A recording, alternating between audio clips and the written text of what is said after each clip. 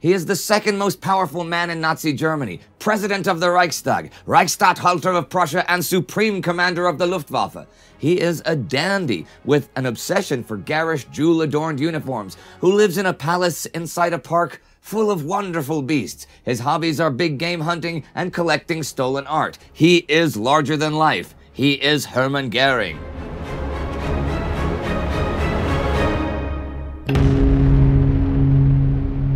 I'm Indy Neidell. This is World War II. Hermann Göring truly is a figure of great magnitude, with an impressive career from famous flying ace in World War I to Hitler's second in command. He founded the Luftwaffe, he set up the German Secret Service as Minister of the Interior of Prussia, but behind that fame hides a corpulent man with a narcotics addiction, obsessed with power, prestige, and his flamboyant lifestyle. It is that lifestyle we shall look at today. Göring already became famous during the Great War while commanding the Flying Circus, the Red Baron's fighter squadron. Göring was a famous ace by the end of the war, having racked up 17 confirmed kills. When the war is over, Göring becomes an early supporter of the Nazis. He is involved in the 1923 beer hall push, during which he is shot in the leg. While recovering from that wound, and already a frequent user of opiates since World War I, he becomes addicted to morphine. And Göring had always been larger than life, yeah. And it is fair to say that he was a selfish, flamboyant megalomaniac, but the addiction makes him delusional, untrustworthy, manic, grandiose, and insomniac. He rotates between all kinds of emotions and is prone to throwing tantrums. The opiates mess with his hormones as well, which make him gain a lot of weight, blowing him up to over 130 kilos. He shakes his addiction, though, in 1930 by going to rehab in a Swedish psych ward. Oddly enough, I used to rehearse with a band in the basement of that now former psych ward, and Sparty once produced a horror film there. True stories. Anyhow, in 1937, Göring relapses during a bad spout of toothache. The time that he is cold turkey is essential, though, for it is during those 7 years that he is instrumental in establishing the Nazi reign of terror over Germany. See, despite appearances, Göring is no clown. He is fiercely competitive, he is bright, and he is ruthless. But it is his eccentricity that makes him, let's say, interesting. After the Nazis seize power in 1933, he creates new positions for himself, such as Reichmaster of the Hunt and Master of German Forests. With liberal access to public funds, he now starts to fulfill a dream: the construction of his magnificent country estate that he names Karin Hall after his Swedish wife Karin, that dies of a heart attack in 1931, aged just 43. Now that he has made himself master of the German forests, he felt himself entitled to the finest territory that could be found within reasonable distance from Berlin. He chose an area in the Schorfheide. He assumes ownership of a stunning 100,000 acres, which he will forge into a private game reserve to host hunting parties and receptions in his extravagant forest palace. And when I say palace, I'm not kidding. Like a royal monarch or a Roman consul, Göring wants this legacy to be a grandiose monument for generations to come. The entrance hall is 45 meters wide and doubles as his private art gallery. He has individual rooms to store his most admired gifts and a 25-meter-long attic in which he has nothing but a gigantic model train.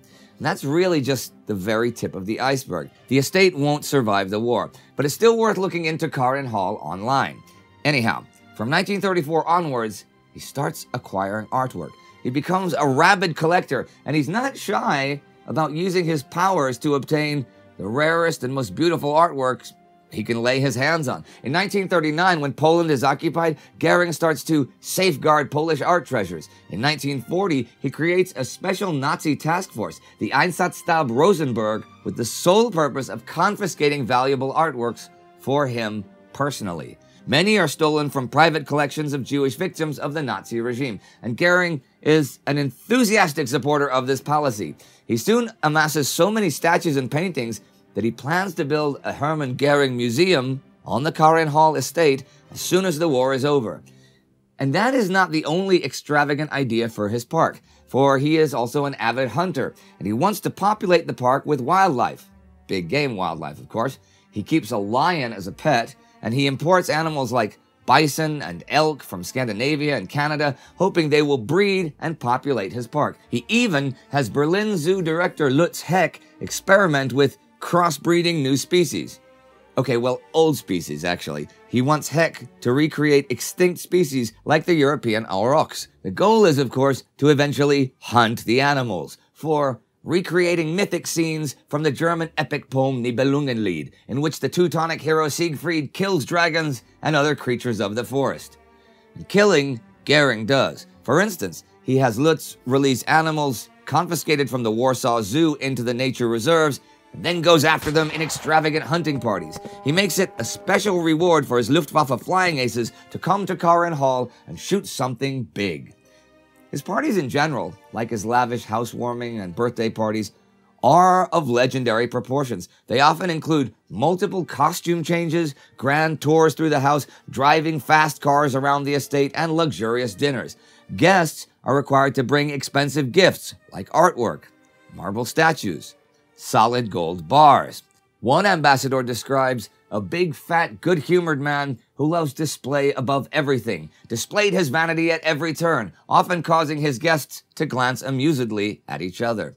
Oh yes, while we're speaking of costume changes, Göring was incredibly vain. With every new title he created for himself, like Master of the Hunt and Reichsmarschall, he designed his own special uniforms. For his Reichsmarschall uniform, he even had a gold, jewel-encrusted baton. But it went beyond uniforms. He dressed like you might expect from Caligula. He was often spotted hunting in medieval garb, and he liked wearing things like red Roman togas. His eccentricity, his body weight, and his garish public behavior caused him to be subject to ridicule. Many jokes were made about the man who knew no shame and took everything far too seriously and seriously too far. Hitler loved cracking jokes about him, once recounting how Mrs. Göring found her husband waving a baton over his underwear in the bedroom. She asked him what he was doing. He replied, "I am promoting my underpants to overpants." He was known as Der Dicke Hermann, Fat Herman. He was, in fact, one of the few things in Nazi Germany, well, Nazi German leadership, that it was acceptable to make jokes about, because almost anyone found it impossible to have sincere respect for the indulgent, loud, attention-craving man. So, was Göring just a joke then? Absolutely not. Hermann Göring was one of the most powerful men in the Third Reich. He was smart, a master of manipulation, and prepared to do anything to achieve his goals. He had enormous influence over economic, cultural, and military policy. He orchestrated many purges in the early years, such as the Night of the Long Knives. He commanded the Luftwaffe during the Battle of Britain, and he would be complicit in the Nazis' ruthless war against humanity. It's easy to forget that this clown-esque man played such a big part in the Nazi system.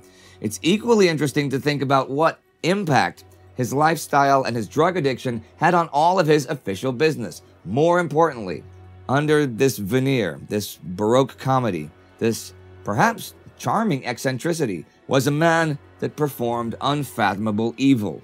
His Luftwaffe dropped bombs on hundreds of thousands of civilians. The lands he occupied were stolen from the German people. He lived at the expense of the nations occupied by Germany. The victims he stole art from were sent to the gas chambers. Göring was a funny man, but he was no laughing matter. If you would like to see the beginning of the German invasion of Poland, that began 1st of September 1939, you can see the first episode of our weekly World War II series right here. We follow that war in real time, week by week, from beginning to end. There are new episodes every single week, so be sure to subscribe and ring that bell. See you next time.